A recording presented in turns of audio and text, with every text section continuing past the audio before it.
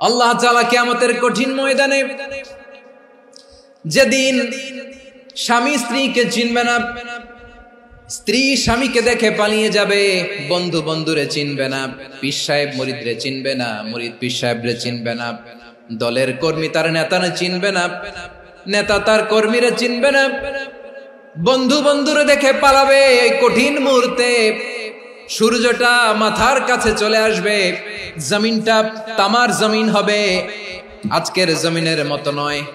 মানুষ ঘর্মাক্ত, ক্লান্ত, শ্রান্ত মাথার মগজগুলো কানের ছিদ্র আর নাকের ছিদ্র দিয়ে বেয়ে বেয়ে পড়বে। বিশ্বনবী ফরমান, কিয়ামতের ওই কঠিন ময়দানে 7 শ্রেণীর ব্যক্তিকে রব্বুল আলামিন তার আরশের নিচে ছায়া দিবেন।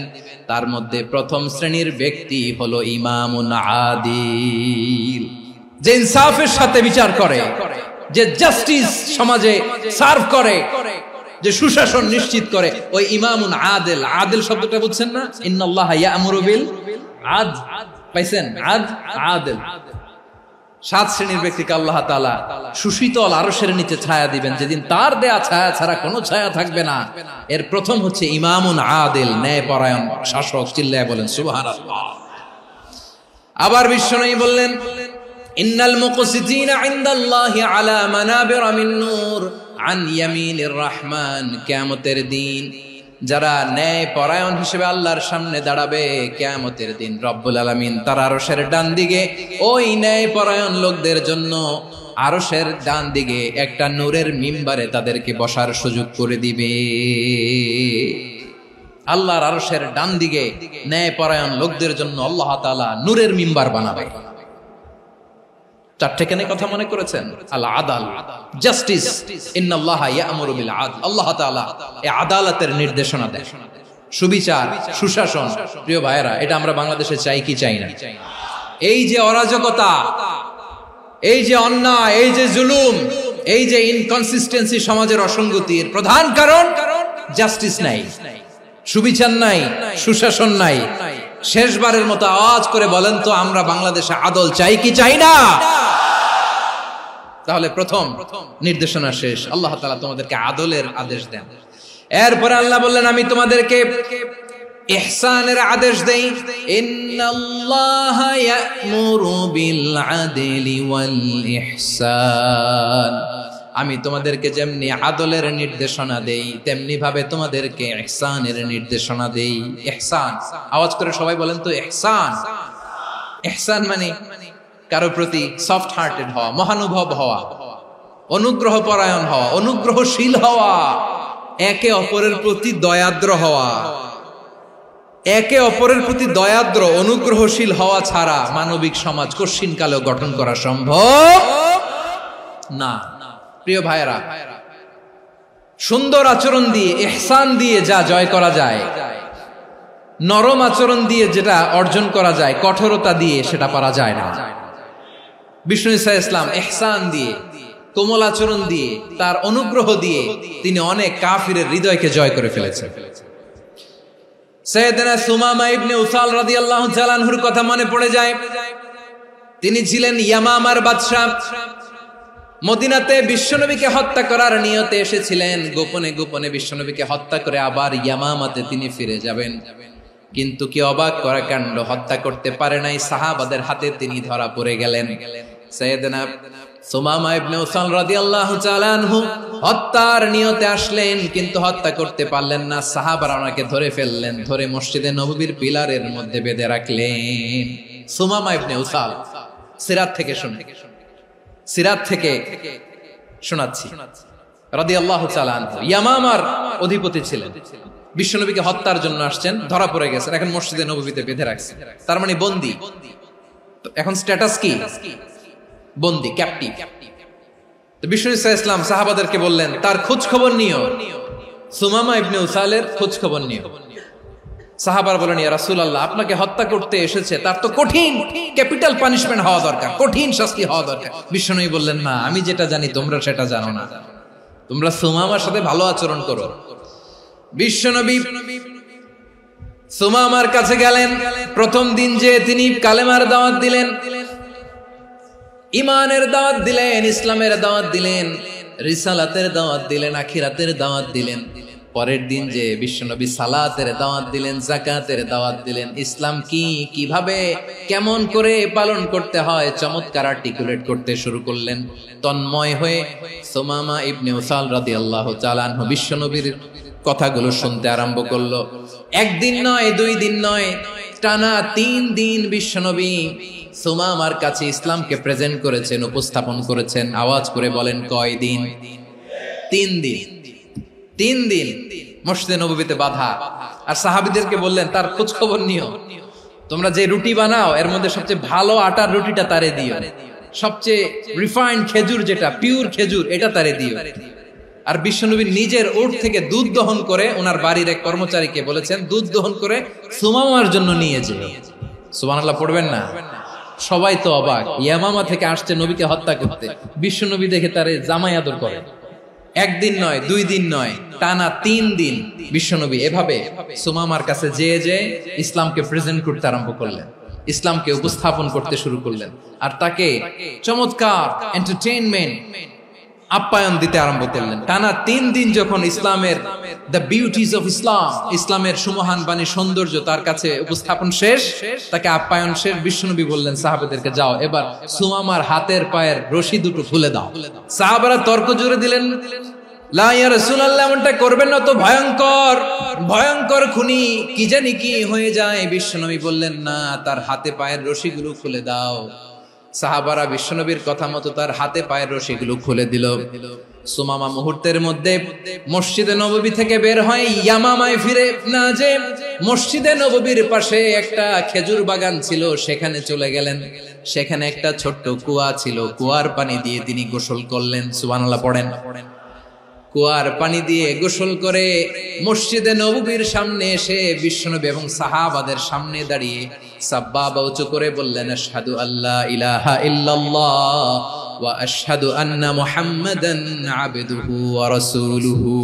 আমি সাক্ষ্য দিচ্ছি আল্লাহ ছাড়া কোনো ইলাহ নাই, আর মুহাম্মদ আল্লাহ তাআলার প্রেরিত বান্দা এবং রাসূল। প্রিয় ভাইয়েরা, ইহসান দিয়ে যা জয় করা যায়, কঠোরতা দিয়ে সেটা কঠিনকালেও জয় করা যায় না। আওয়াজ করে বলেন, ঠিক কি না? এবার সুমামা দাঁড়িয়ে বলে, ওগো নবী, আমি তো কালিমা পড়ে মুসলমান হয়ে গেলাম, এবার শোনেন, এই মুহূর্তের আগে আপনার চেহারার চাইতে নিকৃষ্ট কোনো চেহারা আমার কাছে ছিল না, কিন্তু শাহাদা পাঠ করার পরে আপনার চেহারার চাইতে উত্তম শ্রেষ্ঠ কোনো চেহারা আমার কাছে আর নাই।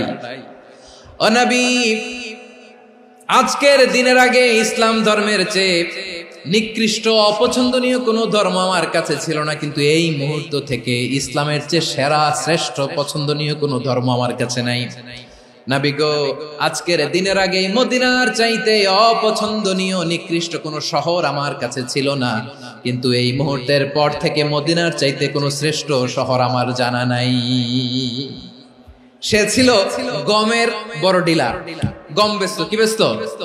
তার গম কিনে মক্কার লোকেরা রুটি খাইতো। সে ঘোষণা দিল, আজকে থেকে মক্কাবাসীদের জন্য সব গম আমি হারাম করে দিলাম, মক্কাবাসী এখন না খেয়ে মরে।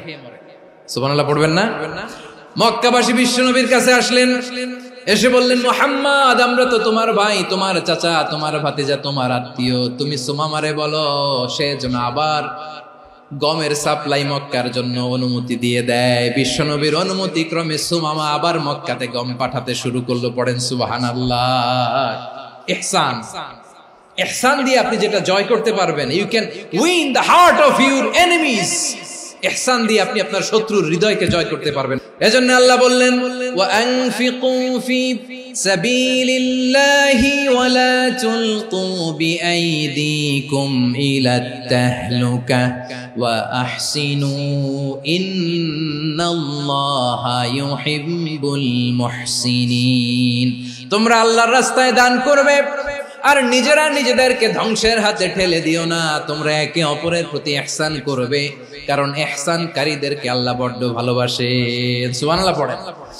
আবার সূরা রহমানে আল্লাহ বললেন, হাল জাযাউল ইহসানি ইল্লাল ইহসান ফাবিআইয়ি আলা, সবাই পড়েন ফাবিআইয়ি আলাই রাব্বিকুমা তুকাযযিবান। ইহসানের প্রতিদান হিসেবে ইহসানি হয়। বিশ্বনবী সুমামার প্রতি যেমন ইহসান করেছেন, সুমামাও ঠিক তেমন ইহসান ফিরিয়ে দিয়েছে। ঠিক কিনা বলেন? তাহলে এক নম্বরে হচ্ছে আদ, ন্যায় বিচার। দুই নম্বরে সবাই বলেন ইহসান, সদাচরণ। ইহসান দুই ধরনের প্রিয় ভাইরা, ইহসান ফিল ইবাদা, ইহসান ফিল মুআমালা। ইহসান ফিল ইবাদা হচ্ছে একাগ্র অনুভবে ইবাদতে ডুব দেওয়া, এর নাম ইবাদতের ইহসান। সুবহানাল্লাহ পড়ুন। বিশ্বনবী বলেন ইহসান মানে কি জানো নাকি? হাদিসে জিবরিলে সাইয়েদনা জিবরিল আলাইহিস সালাম বিশ্বনবীকে বললেন আখবিরনি আনিল ইহসান। নবী আমাদেরকে বলেন ইহসান মানে কি? বিশ্বনবী বললেন আনতা আবুদাল্লাহা কাআন্নাকা তারাহু ফাইন লাম তাকুন তারাহু ফাইন্নাহু ইয়ারাক। ইহসান মানে হলো এমন ভাবে তুমি আল্লাহর সামনে নিজেকে উজাড় করে ইবাদত করবে, তুমি ভাববে তুমি আল্লাহকে দেখতে পাচ্ছ। আর এটা যদি ভাবা তোমার জন্য কঠিন হয়ে যায়, অন্তত এতটুকু তুমি ভাববা যে আল্লাহ তোমাকে দেখতে পাচ্ছেন। ঠিক কিনা বলেন? ও আমার বীর চট্টলার ভাইয়েরা, কেউ যেটা দেখে না সেটা দেখে কে? এই বিশ্বাস হৃদয়ের মধ্যে আছে? নামাজে যখন দাঁড়ান এই ফিলিংসটা আনা যাবে? এসা পর্যন্ত যে আমরা হায়াত পাবো কোনো গ্যারান্টি আছে? সবাই আওয়াজ করে বলেন গ্যারান্টি আছে? গ্যারান্টি নাই। এজন্য বিষ্ণু ইসলাম বলেছে এমন ভাবে নামাজে দাঁড়াও, ইবাদত করো, মনে করো হতে পারে এটাই আমার জীবনের শেষ নামাজ। পারফর্ম দ্য সালাহ as if this is your last and final prayer. এমন ভাবে সালাতে দাঁড়াও, ভাবো হতে পারে এটাই তোমার জীবনের শেষ নামাজ। এমন ভাবে নামাজে দাঁড়াও, ভাবো এটাই শেষ নামাজ। তাহলে নামাজে একাগ্রতা বাড়ায় দিবে কে? ফলে ইবাদতের ইহসান আমাদের অর্জিত হবে। আর মুআমালাতে ইহসান হলো, বিশ্বনবী বলেন ইন্নাল্লাহা তাবারাকা ওয়া তাআলা كتب الإحسان على كل شيء فإذا قتلتم فأحسنوا القتلة وإذا ذبحتم فأحسنوا الذبح وليحد أحدكم شفرته وليرح ذبيحته। ইহসান দুই ধরনের, আওয়াজ করে বলতে হবে কয় ধরনের? একটা হচ্ছে ইহসান ফিল ইবাদা, ইবাদতে ইহসান। ইবাদতে ইহসান কি? একাগ্র অনুভব দিয়ে ইবাদত করা, মন প্রাণ দিয়ে ইবাদত করা। আর মুআমালাতে ইহসান কি? সব কাজে, দৈনন্দিন কাজে, কর্মে, সামাজিক অ্যাক্টিভিটিতে কোমলতা প্রদর্শন করা, অনুগ্রহের সাথে সবকিছু করা। আল্লাহ তাআলা ইন্নাল্লাহা তাবারাকা ওয়া তাআলা কাতাবাল ইহসান আলা কুল্লি শাই, তিনি সবকিছুর ব্যাপারে ইহসানকে আবশ্যক করেছেন। সবকিছু, মুমিনের সব কাজে ইহসানের পরশ থাকবে। ওয়া ইযা কাতালতুম ফাহসিনুল কিতলা, বিষ্ণুই বলেন তুমি যখন কাউকে হত্যা করো ইহসানের সাথে করো। সুবহানাল্লাহ পড়বেন না? যখন হত্যা করো তখনও ইহসানের সাথে। আচ্ছা হত্যা করবো আবার ইহসান আসবে করতে, করে তো মেরেই ফেলবো আমি। আল্লাহ, ও ভাই একজন খুন করেছে, খুনি, রাষ্ট্রীয় আইনে তার শাস্তি হয়েছে ডেথ পেনাল্টি, মৃত্যুদণ্ড। এখন মৃত্যুদণ্ড দেখে আপনি যেমনি মন চায় তেমনি মারবেন লোকটারে? ওর নাক কেটে ফেলতে পারবেন?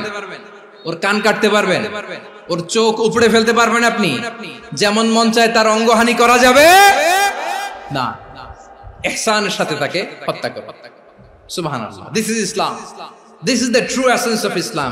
ওয়া ইযা যাবাহতুম ফাহসিনু যাবহা, যখন জবাই করবে তখনও ইহসানের সাথে জবাই করো। করব জবাই, ওইখানেও নাকি ইহসান। আচ্ছা কুরবানির দিন আমরা পশুগুলোরে কি করি বলেন সবাই আওয়াজ করে? জবাই। জবাই মানে তো এটার মেরেই ফেলতেছি, একটু পরে তো টুকরো টুকরো করে গোশতগুলো খাবো, এটা তো খাবো, এটা তো মেরেই ফেলবো। বিষ্ণু বলে না, জবাইয়ের মধ্যেও মুমিনের জবের ভেতরেও ইহসানের পরশ থাকা চাই। যখন জবাই করবে প্রাণীটাকে হাত পা টাইট করে বেঁধে নাও, ছুরিটাকে শার্পেন করে নাও, ধারালো করে নাও, যাতে অল্প সময়ে জবাইটা হয়ে যায়, প্রাণীটা যাতে কম কষ্ট পায়। সুবহানাল্লাহ পড়ে। দিস ইজ কল্ড ইহসান। আল্লাহ তাআলা যেমনি আদলের আদেশ করেছেন, ন্যায় বিচার, জাস্টিস এনশিওর করতে বলেছেন, সমাজে ইহসানের ব্যবহার, ইহসানের অনুশীলন তিনি করতে বলেছেন। এজন্য মুমিনের প্রতিটি কাজে, আমার চট্টগ্রামের ভাইরা আমার দিকে তাকান, খেয়াল করে শুনুন, মুমিন জীবনের প্রতিটি কাজে ইহসানের পরশ থাকা চাই। আমরা যেন আমাদের পরিবারের প্রতি ইহসান করি, আমরা যেন আমাদের কর্মচারীদের প্রতি ইহসান করি, আমরা যেন আমাদের কলিগদের প্রতি ইহসান করি, আমরা যেন আমাদের ভাইদের প্রতি ইহসান করি। মুমিন জীবনের প্রতি কাজে ইহসানের পরশ থাকার দরকার আছে না নাই? কথা বুঝতে পেরেছেন? তাহলে আল্লাহ তাআলার তিনটা আদেশ ছিল, কয়টা গেল? প্রথমে কি ছিল? আদল। 2 নম্বরে, 3 নম্বরে রব্বুল আলামিন বললেন ওয়া ইতাইদিল কুরবা, নিকটাত্মীয়দেরকে দান করো, নিকটাত্মীয়দেরকে দাও, যারা তোমাদের ব্লাড কানেকশনের আত্মীয় তাদেরকে তোমরা দাও। এখানে জেনারেলি বললেন দাও, কি দিব সেটা তিনি এখানে বলেন নাই, সেটা তিনি সূরাতুল ইসরার মধ্যে বলেছেন। আল্লাহ বলেন ওয়া আতিদাল কুরবা হাক্কাহ, নিকটাত্মীয়দেরকে তাদের অধিকার, তাদের প্রাপ্য তোমরা বুঝিয়ে দাও। দেখেন, একটা শান্তির সমাজ, একটা সমৃদ্ধ সমাজ, একটা মানবিক সমাজ গঠনের জন্য আল্লাহ তাআলা বেশি না মাত্র 3টা অর্ডার, 3টা ভার্ডিক্ট তিনি জারি করেছেন। 1 নাম্বার সুশাসন, ন্যায় বিচার। 2 নাম্বার ইহসান। 3 নাম্বার নিকটাত্মীয়, যারা কাছের, তোমার ভেরি ক্লোজ রিলেশনশিপে আছে, তাদেরকে দাও। দাও, দিলে বাড়িয়ে দেয় কে? অনেকে দিতে চায় না, কৃপণতা করে। দিলে বাড়ায় দেয় কে? ও মিয়া, মদিনার মধ্যে সবচাইতে গরিব সাহাবী ছিল বেলাল রাদিয়াল্লাহু তাআলা আনহু। ওনার এন্টায়ার অ্যাসেট, সম্পদের পরিমাণ কতদূর জানেন? একটা লুঙ্গি। বেলাল রাদিয়াল্লাহু তাআলা আনহু, ওনার টোটাল ওয়েলথের এস্টিমেশন হচ্ছে মাত্র একটা লুঙ্গি। একটা লুঙ্গি, টোটাল ওয়েলথ এস্টিমেশন, টোটাল সম্পদের পরিমাণ বেলাল রাদিয়াল্লাহু তাআলা আনহুর কি ছিল? ওই বেলাল রাদিয়াল্লাহু তাআলা আনহুকে বিষ্ণু ইসলাম বলেছেন আনফিক ইয়া বেলাল, ও বেলাল তুমিও দাও। ওয়ালা তাখশা মিন যিল আরশি ইখলালা, আরশের অধিপতির তো কোনো ঘাটতি নাই, তুমি দিলে ওই আল্লাহ তোমারে বাড়ায় দিবে। এজন্য আমার প্রিয় ভাইয়েরা, দিলে কমে না, দিলে বাড়ে। অনেকে ধরে রাখে, নতুন কিছু নিতে পারে না, হাত দিয়ে যেটা ধরে রেখেছেন এটা দিয়ে দেন, বড় একটা ধরার সুযোগ পাবেন। জোরে বলেন ঠিক কিনা? রব্বুল আলামিন বললেন 3 নাম্বার আদেশ হলো তোমাদের প্রতি সমাজটারে কেমন করে মানবিক সমাজ, সুন্দর সমাজ গড়বা। 3 নাম্বার আদেশ হলো ওয়া আতিদাল কুরবা হাক্কা, নিকটাত্মীয়দেরকে তাদের প্রাপ্য বুঝিয়ে দাও। এই নিকটাত্মীয়দেরকে তাদের অধিকার বুঝিয়ে দেওয়া, প্রাপ্য বুঝিয়ে দেওয়াতে আমাদের গাফলতি আছে না নাই? অনেকে দেখবেন অনেক আল্লাহওয়ালা তাহাজ্জুদ গুজার, সেজদা দিতে দিতে কপালে কালো দাগ ফেলে দিছে, সে তার বোনের হকটা আদায় করে নাই, আছে না নাই? অনেক বড় হাজী সাহেব, বিশাল লম্বা দাড়ি, ছেলেরে সব দিয়ে দিছে, মেয়েরে কিছু দেয় নাই, মেয়ের হক আদায় করে নাই, আছে না নাই? এই হাজী সাহেবেরা, এই আল্লাহওয়ালারা কিয়ামতের ময়দানে আটকে যাবে। আপনি অন্যের অধিকার নষ্ট করেছেন, তাদের রাইটস কে ভায়োলেট করেছেন। এজন্য আল্লাহ তাআলা বলেন, কারো অধিকার যদি কেউ নষ্ট করে, ওই সমাজটা মানবিক সমাজ কঠিনকালেও হতে পারে না। এজন্য 3 নম্বর আল্লাহ বললেন ওয়া ইতাইদিল কুরবা, নিকটাত্মীয়দেরকে দাও। কি দিবা? তাদের অধিকার দিয়ে দাও। বোনের অধিকার বুঝিয়ে দাও, মেয়ের অধিকার বুঝিয়ে দাও, ফুফুর অধিকার বুঝিয়ে দাও। দেখবেন অনেক মায়েরা ছেলের পাতে মুরগির রান দেয়, মেয়ের পাতে দেয় মুরগির ঠ্যাং। তো মেয়ের কি মুরগির রান খেতে মনে চায় না? মনে চায় না? এমনটা করা যাবে না। নিকটাত্মীয়দেরকে অধিকার দিয়ে দাও, নিকটাত্মীয়ের সাথে সুসম্পর্ক রাখো। আদেশটা কার? এজন্য প্রিয় ভাইয়েরা, জীবনে যদি বারাকা অর্জন করতে চান, নিকটাত্মীয়দের সাথে সুসম্পর্ক রাখতে হবে, তাদের জন্য উপহার পাঠাতে হবে। বিশ্বনবী বলেন লা ইয়াদখুলুল জান্নাতা কাতে, যে ব্যক্তি আত্মীয়তার সম্পর্ককে ছিন্ন করে দেয়, সে কঠিন কালেও আল্লাহর জান্নাতে ঢুকবে না। আপনি কি এটারে সহজ হাদিস মনে করছেন? এটা সহজ কথা? আপনি ভাবছেন আপনার নামাজ আপনারে বাঁচাতে পারবে, আপনার রোজা বাঁচাতে পারবে, আপনার তাহাজ্জুদ আপনারে বাঁচাতে পারবে? অধিকার নষ্ট করলে কিছুই আপনারে বাঁচাতে পারবে না। এজন্য নিকট আত্মীয়দেরকে দিতে হবে বেশি বেশি। বিশ্বনবী বলেন ইন্না সাদাকাতা আলাল মিসকিনি সাদাকা ওয়া আলা যির রাহিমি ইসনাতান সাদাকাতুন ওয়া সিলা। মিসকিন রে দান করলে শুধু দানের সওয়াব হয়, নিকট আত্মীয়কে দান করলে 2টার সওয়াব হয়, সাদাকার সওয়াব হয়, আবার আত্মীয়তার বন্ধন অটুট রাখার সওয়াব হয়ে যায়। আবার বিশ্বনবী বললেন মান সাররাহু আইয়ুবসাতা লাহু ফি রিজকিহি ওয়া ইউনসা লাহু ফি আসারিহি ফালইয়াসিল রাহিমা। যে ব্যক্তি তার রিজিকের প্রশস্ততা চায় আর হায়াতে বরকত চায়, সে যেন তার আত্মীয়ের সাথে সুসম্পর্ক রাখে। আমার প্রিয় চট্টলার ভাইয়েরা, আমাদের রিজিক বাড়ুক, এটা আমরা চাই কি চাই না? সবাই চান? হ্যাঁ, আমাদের রিজিকে প্রশস্ততা আসুক, চাই কি চাই না? আমাদের হায়াতে বরকত আসুক, আমরা চাই কি চাই না? এই দুইটা যদি চান তাহলে নিকটাত্মীয়দের সাথে সুসম্পর্ক রাখবেন। পারবেন? তাহলে সমাজটারে মানবিক সমাজ বানায় দিবে কে? তিনটা আদেশ চলে গেল। 1 নম্বরে কি ছিল? 2 নম্বরে, 3 নম্বরে নিকটাত্মীয়দেরকে দান। আল্লাহ তাআলা তিনটা জিনিসের যেমনি আদেশ করেছেন, অনুরূপ ভাবে তিনটা বিষয় তিনি বারণ করেছেন, নিষেধ করেছেন, ওগুলোর কাছেও যাওয়া যাবে। রাব্বুল আলামিন বলেন, ওয়ায়ানহা আনিল ফাহশাই ওয়াল মুনকারি ওয়াল বাগি। আমি যেমনি তিনটি বিষয়ে আদেশ করলাম, অনুরূপ ভাবে তিনটি বিষয়ে বারণ করলাম, নিষেধ করলাম। আমার 1 নাম্বার নিষেধাজ্ঞা হলো অশ্লীলতার প্রতি। ফাহশা, ওয়ায়ানহা আনিল ফাহশা, আল্লাহ তাআলা অশ্লীলতাকে নিষেধ করেছেন। কোন জিনিসকে? সবাই বলুন, কোন জিনিসকে? যত ধরনের, যত টাইপের, যত ক্যাটাগরির অশ্লীলতা হতে পারে, সব অশ্লীলতাকে হারাম করেছেন কে? ফাহশা মানে কি? কথায়, কাজে, আচরণে, কমেন্ট, ফেসবুকের কমেন্টসে যত ধরনের নোংরামো আছে, যত ধরনের অশ্লীলতা আছে, এটাকে আরবিতে বলে ফাহশা। রাব্বুল আলামিন বলেন, কুল ইন্নামা حرم ربي الفواحش ما ظهر منها وما بطن। ও নবী, আপনি বলে দেন, আমার রব প্রকাশ্য, অপ্রকাশ্য, স্পষ্ট কিংবা অস্পষ্ট, দৃশ্যমান কিংবা অদৃশ্যমান সব অশ্লীলতাকে হারাম করেছেন। সব ধরনের অশ্লীলতা হারাম। আল্লাহ তাআলা আমাদেরকে অশ্লীলতা থেকে বাঁচান। এবার বলেন, আমাদের সমাজে অশ্লীলতা আছে না নাই? অশ্লীলতা নানা ভাবে, নানা নামে, নানা মোড়কে